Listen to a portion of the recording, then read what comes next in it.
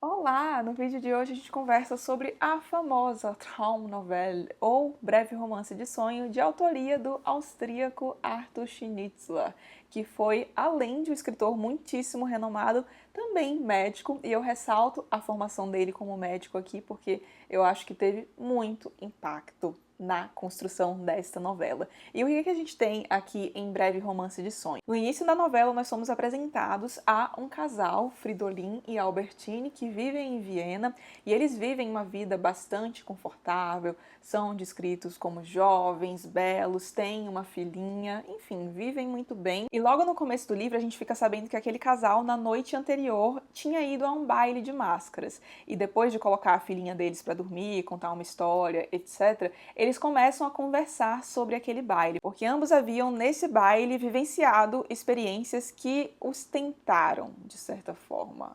E tentaram no quesito infidelidade. E aí eles começam a conversar sobre aquilo, começam a fazer perguntas um ao outro, jogando verde para ver se consegue se dar bem e conseguir informações. E eles vão dando umas informações ali um ao outro, mas não são completamente sinceros e os dois percebem isso. A partir dessa conversa, eles emendam uma outra conversa sobre desejos do inconsciente, começam a se perguntar se um deles já teve um desejo extraconjugal, como é que foi isso. Um casal bastante peculiar, né? E Albertine é a primeira a confessar que sim, sentiu esse desejo oculto, e ela detalha uma experiência específica. Eles haviam ido certa vez passar férias na Dinamarca e ela fala que lá viu um homem, e no que ela olhou para aquele homem, e o homem parecia ter interesse nela também, ela chegou a pensar que seria capaz de abandonar tudo para viver alguma coisa com aquele homem. Foi um desejo bastante intenso. E aí o Fridolin, depois de ouvir isso, confessa que naquela mesma viagem ele também se sentiu tentado por uma jovem.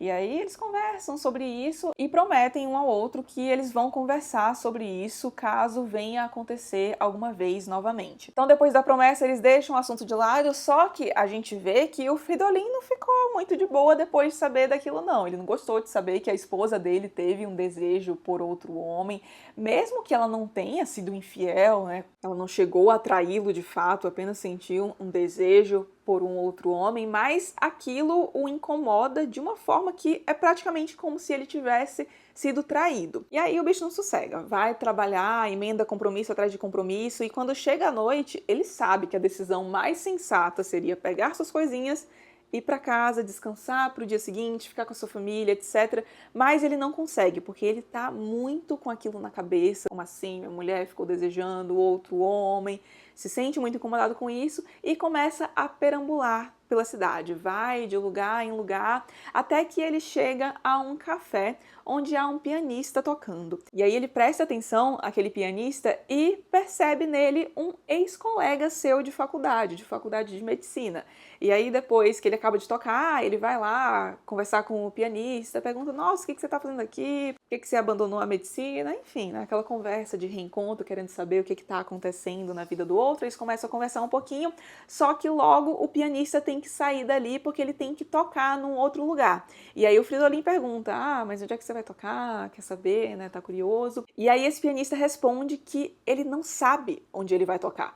E o Fridolin fica, ué, como assim? Você não sabe onde você vai tocar? E esse pianista diz que ele é contratado para tocar para um certo grupo, só que nunca é num lugar fixo, então uma carruagem vem, um lugar combinado e o leva para o lugar onde ele vai tocar, e lá ele toca vendado. E aí, pronto, Fridolin, que já estava atiçado, né, querendo aí uma aventura, não sossega até dar um jeito de ir a esse baile secreto. Pois bem, eis que ele consegue ir para o bendito baile, e o que ele encontra quando chega naquele lugar, olha, sinceramente, eu acho que nem no sonho mais maluco desse homem ele poderia ter imaginado as coisas que ele encontraria ali e o que aconteceria após ele frequentar aquele baile. Afinal de contas, não era para ele estar ali. Ele é um intruso. E para você descobrir o que vai acontecer, você vai ter que ler isso aqui.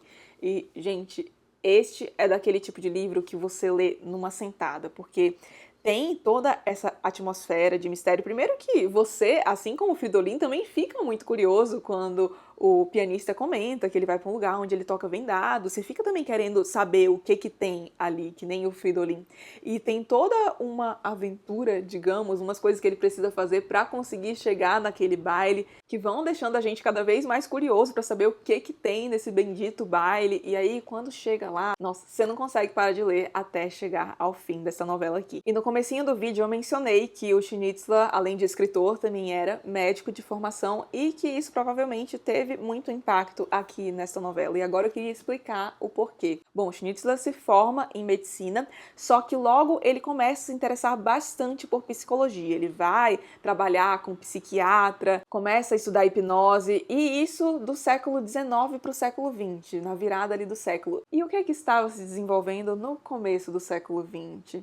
Ela mesma, a psicanálise de Freud. O Schnitzler passa então a se interessar muito pela psicanálise e o próprio Freud tinha muito interesse na obra do Schnitzler, tanto que em 1922, se eu não me engano, o Freud escreve uma carta ao Schnitzler falando bem da obra dele. Ele gostava muito dessa novela aqui, aliás, e ele comenta algo bastante bizarro, que é ele tinha medo de conhecer o Schnitzler pessoalmente, porque Freud tinha medo de que o Schnitzler fosse o duplo dele. Pois é. E o Freud, na psicanálise, dá muita atenção à questão do inconsciente, e isso é muito trabalhado aqui. Alguns sonhos são descritos aqui nessa novela pra gente, só que são descritos de uma maneira tão real que a gente fica, nossa, será que não é possível que isso aqui aconteceu mesmo? E esses sonhos têm impacto na realidade, porque a partir dessas confissões que o Fridolin e a Albertine fazem um pro outro, é desencadeada uma série de reações e sentimentos não só conscientes, mas também subconscientes. E o Schnitzler explora isso aqui de uma maneira fenomenal. Outro aspecto que me chamou muita atenção aqui na novela, e é um aspecto do qual eu gosto bastante no geral de observar em obras, é o simbolismo. Primeiro que já começa num baile de máscaras, então já dá aquela ideia de que todos escondem alguma coisa sob uma máscara, e tem o simbolismo nas fantasias também, porque no segundo baile ao qual ele vai, as pessoas estão todas fantasiadas. Se a gente pensar no simbolismo dessas fantasias, a gente pode pensar que representa a depravação na qual a humanidade vive, mas que também tenta esconder aquilo, varrer aquilo para debaixo do pano sob também a máscara da suposta civilização. Então deixo esses aspectos aí para vocês prestarem atenção na leitura de vocês. Não dá mais pra gente falar muita coisa da novela, porque, bom, é bem curtinha e é bem mais legal descobrir as coisas que acontecem aqui através da leitura mesmo. Aliás, queria aproveitar para agradecer a indicação do Rodrigo, que foi quem me indicou essa novela aqui. Eu amei e acho que é o tipo de livro que se beneficia de releitura, sabe? Porque eu tenho a impressão de que o simbolismo é muito forte aqui, de que eu não peguei tudo. Então, é o tipo de leitura que me parece se beneficiar bastante de releitura. Se alguém já tiver relido, me conta aqui. E queria deixar, além da recomendação desta novela aqui, a recomendação da adaptação que foi feita pelo Stanley Kubrick, que é o filme Eyes Wide Shut, De Olhos Bem Fechados, que foi, aliás, o último filme feito pelo Stanley Kubrick. Se eu não me engano, ele vem a falecer no processo de pós-produção do filme, e o filme é sensacional, um baita exemplo de adaptação.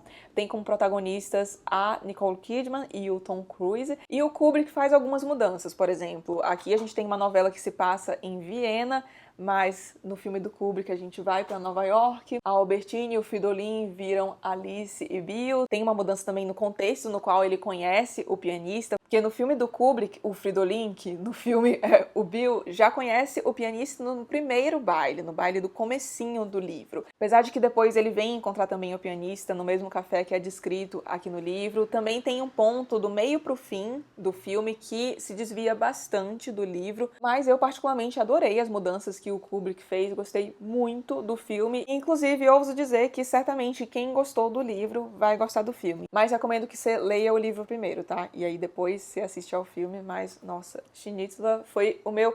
Na verdade, o meu segundo contato com ele, porque eu já havia lido um conto dele na coletânea O Melhor do Conto Alemão, conto maravilhoso, aliás, foi um dos meus favoritos da coletânea, e agora tô ansiosa para ler mais dele. Uma pena que a gente tem muito pouco dele publicado por aqui, mas o que tiver certamente lerei. Já tô com o Tenente Gusto por aqui, que dizem que é uma novela bem legal dele também, e muito de olho na autobiografia dele. Acho que deve ser sensacional. Se vocês tiverem lido algum desses aí, deixem a opinião de vocês aí nos comentários. E se você gostou do vídeo, não esqueça de deixar um like e de se inscrever no canal, caso não seja inscrito ainda. Um grande beijo e até o próximo vídeo.